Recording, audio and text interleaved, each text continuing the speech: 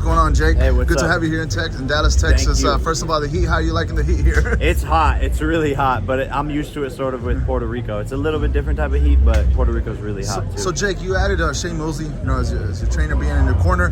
Why Shane Mosley, and what experience has he brought to you for this fight against Nate Diaz? I mean, he's a world champion, so just that experience that he has in the ring, making me better. And we had worked together on my first professional fight, so it was good to sort of go back to the basics, and we really worked on a lot of footwork and balance this camp.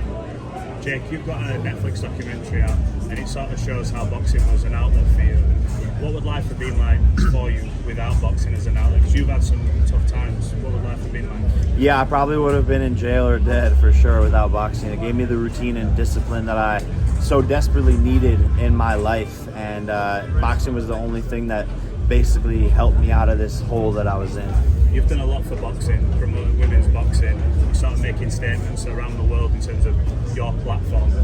How important is it, the message that you want to send to maybe people who don't have a purpose in life, that you can turn up to a gym even if you don't want to do it professionally, and it can change your life?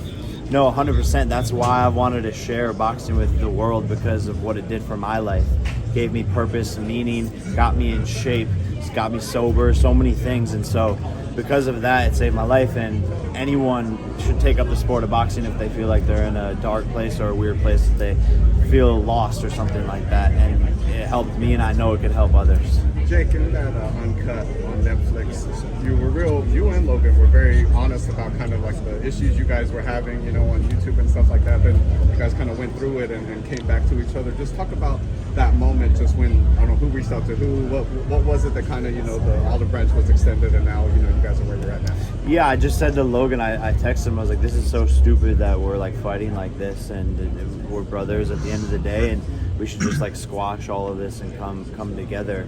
And he agreed, and that was the mature thing to do. But what do you expect when you throw two kids into Hollywood with millions of dollars and fame and just competitive nature built into them? That's what's going to happen. So it is what it is. We see a lot of familiar faces, Jayleon Love, those guys, but I don't see BJ Flores. Can you tell us what's going on with BJ Flores and why he wasn't in the camp this time around? Yeah, he's more involved as like a boxing consultant, but BJ is a great guy. We have a great relationship. We text all the time. Hi, Jake. Oh. Hi. Was there anything that you learned with your fight with Tommy Fury that you're not going to be able to repeat that same mistakes and have no more losses?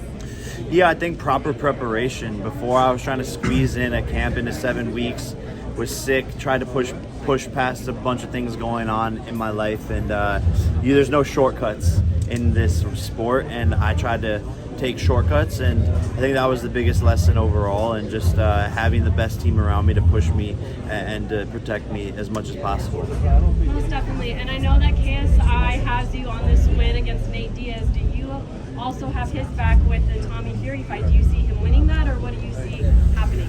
No, I think he's going to get knocked out by Tommy in less than 5 rounds. All right, last question. Jake, you sort of seem to shirk this tag of influencer boxer, and you're adamant, look, I'm a pro fighter, I do this for real. What's the biggest lesson that boxing has taught you in terms of whether it's dealing with pressure, or what has it taught you about yourself in the sport? Yeah, all your own insecurities and fears and places where you lack get exposed in the sport of boxing, and so it makes you an amazing man, amazing person, and an amazing athlete, because you can't cut any corners. In team sports, I played growing up, you can, you miss the catch, you miss this, it's like the whole team loses. In boxing, it's just you, and so you have to basically be perfect. Are you looking for the knockout against Nate Diaz? I'm looking for the knockout. Let's go. Thank you, Nate. I'll come back.